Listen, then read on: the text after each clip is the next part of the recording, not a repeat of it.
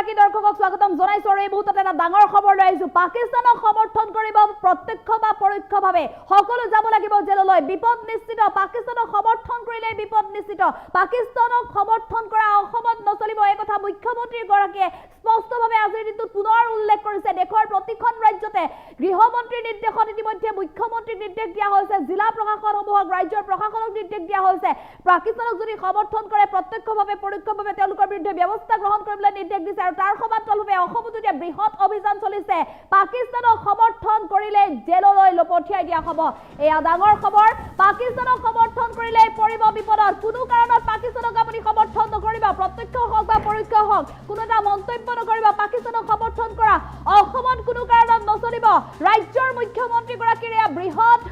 ঘোষণা পাকিস্তানক সমৰ্থন কৰিলে আমি জেলত ভৰাই দিম ঠেলি ঠেলি লৈ যোৱা হ'ব গটিয়াই লৈ যোৱা হ'ব জেললৈ এতিয়ালৈকে 7 জনক গ্ৰেপ্তাৰ কৰিছে আৰক্ষীয়ে পাকিস্তানক সমৰ্থন কৰি সামাজিক মাধ্যমত পোষ্ট দি জেললৈ যাবলগীয়া হৈছে এই সকল লোক আৰু এনে ব্যক্তিক বিচাৰি থকা হৈছে এতিয়া ৰাজ্যৰ প্ৰতিটো প্ৰান্ততে অভিযান চলিছে অসম আৰক্ষীয়ে সকলোতে তীক্ষ্ণ নজৰ ৰাখিছে প্ৰত্যক্ষ বা পৰোক্ষভাৱে পাকিস্তানক সমৰ্থন কৰিলে কৰা হ'ব গ্ৰেপ্তাৰ ৰাজ্যৰ মুখ্যমন্ত্ৰী গৰাকীয়ে আজিৰ দিনটোত পুনৰ ডাঙৰ মন্তব্য কৰিছে যিয়েই নহওক পাকিস্তানক সমৰ্থন কৰিলে ডাইৰেক্ট গ্ৰেপ্তাৰ হ'ব এয়া মুখ্যমন্ত্ৰীৰ মন্তব্য মুখ্যমন্ত্ৰী ডক্টৰ হিমন্ত বিশ্ব শৰ্মাৰ স্পষ্ট হকিয়নি ৰাজ্যবাসীৰ বাবে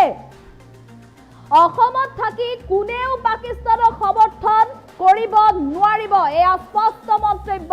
পাকিস্তানক সমৰ্থন কৰিলে পৰিব বিপদত ৰাজ্যৰ এতিয়া প্ৰতিটো প্ৰান্ততে অসম আৰক্ষীক কঠোৰ নিৰ্দেশ দিয়া হৈছে অসম আৰক্ষীক যি কাঢ়া নিৰ্দেশ দিছে মুখ্যমন্ত্ৰীৰ নিৰ্দেশৰ পিছতে এতিয়া অসম আৰক্ষীয়ে চাৰিওফালে অভিযান চলাইছে আজিৰ দিনটোত শিলচৰ বৰপেটাৰ পৰা আৰম্ভ কৰি বিশ্বনাথ পৰ্যন্ত সকলোতে গ্ৰেপ্তাৰ কৰিছে এতিয়া ইজনৰ পিছত সিজন পাকিস্তানী সমৰ্থকক আৰু কিমান আছে তাৰ ঠিকনা নাই কোনো ব্যক্তি যদি সোশ্যাল মিডিয়াত এনেধৰণৰ ব্যক্তিক দেখিছে বা এনেধৰণৰ পোষ্ট যদি দেখিছে আপুনি লগে লগে আৰক্ষীক খবৰ দিয়ক কিয়নো এজন ব্যক্তিৰ বাবে হয়তো সমাজত সৃষ্টি হ'ব পাৰে সাম্প্ৰদায়িক বৈষম্য সৃষ্টি হ'ব পাৰে হুলস্থুলীয়া পৰিৱেশ গতিকে এই কম হৈ থাকোঁতে এই জুই নিৰ্বাপন কৰিব লাগিব তাৰ বাবে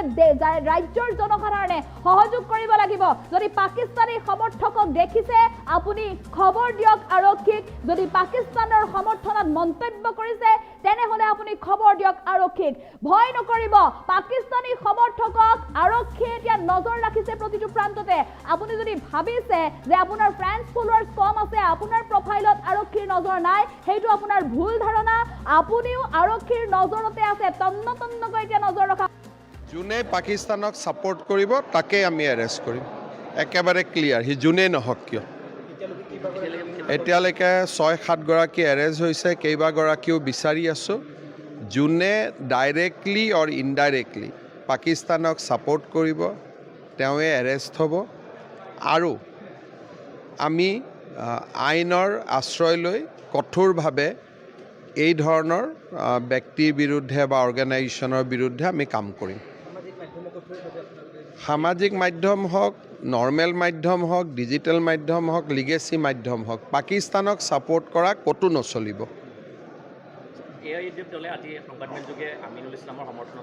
নহয় যোনে সমৰ্থন কৰিব তেওঁলোককো এৰেষ্ট কৰিব লাগিব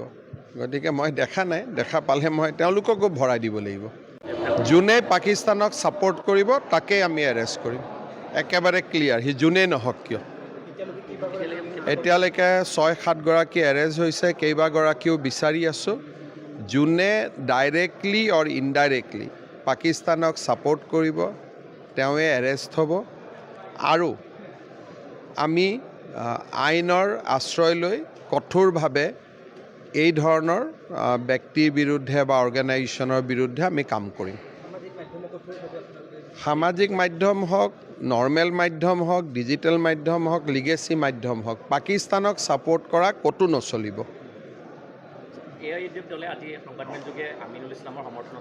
নহয় যোনে সমৰ্থন কৰিব তেওঁলোককো এৰেষ্ট কৰিব লাগিব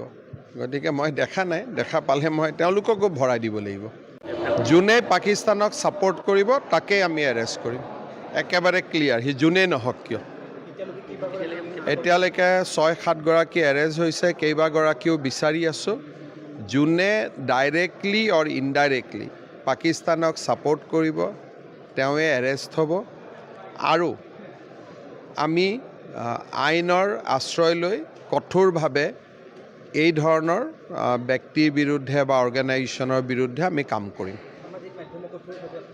সামাজিক মাধ্যম হওক, নৰ্মেল মাধ্যম হওক, ডিজিটেল মাধ্যম হওক, লিগেচি মাধ্যম হওক, পাকিস্তানক ছাপোৰ্ট কৰা ক'তো নচলিব।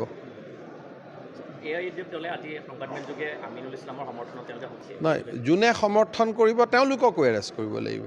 গতিকে মই দেখা নাই, দেখা পালে মই তেওঁলোককো ভৰাই দিব লাগিব। যোনে পাকিস্তানক ছাপোৰ্ট কৰিব তাকেই আমি এৰেষ্ট কৰিম, একেবাৰে ক্লিয়াৰ, সি যোনেই নহওক কিয়।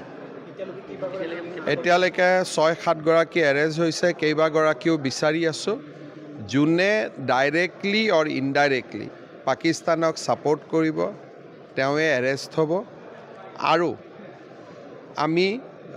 আইনৰ আশ্ৰয় লৈ কঠোৰভাৱে এই ধৰণৰ ব্যক্তিৰ বিৰুদ্ধে বা অৰ্গেনাইজেশ্যনৰ বিৰুদ্ধে আমি কাম কৰিম। সামাজিক মাধ্যম হওক, নৰ্মেল মাধ্যম হওক, ডিজিটেল মাধ্যম হওক, লিগেচি মাধ্যম হওক, পাকিস্তানক ছাপোৰ্ট কৰা ক'তো নচলিব।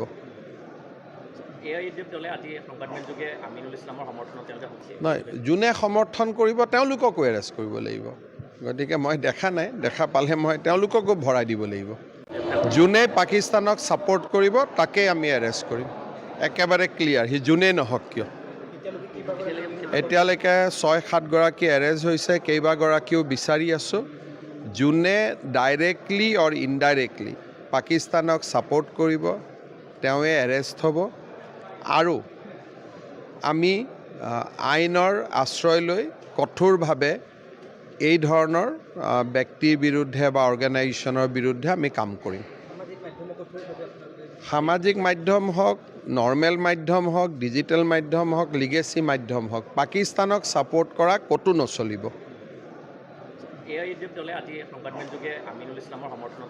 নহয়, যোনে সমৰ্থন কৰিব তেওঁলোককো এৰেষ্ট কৰিব লাগিব।